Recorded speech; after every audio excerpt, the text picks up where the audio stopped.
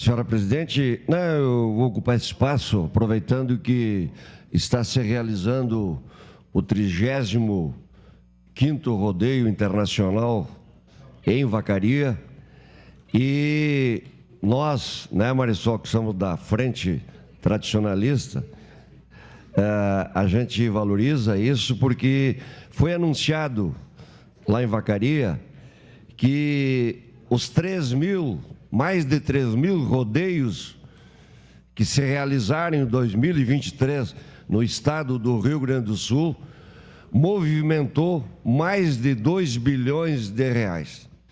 Então, importante essa informação, porque vem ao encontro daquilo que a gente sempre defendeu, eu particularmente como vereador, grandes eventos, grandes festas mobilizam pessoas, e imaginem quantos empregos foram gerados por esse envolvimento e por esses investimentos no tradicionalismo. Só no Rodeio Internacional de Vacaria, um orçamento de 8 milhões de reais.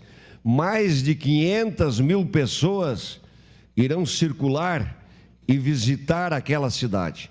Então, quando a gente tem a oportunidade de falar e defender uma festa da uva, um rodeio internacional, eu serei sempre parceiro pela importância que ele representa, os dois, o rodeio internacional para Vacaria e região, o significado que ele tem e o significado também que tem a nossa grande festa da uva.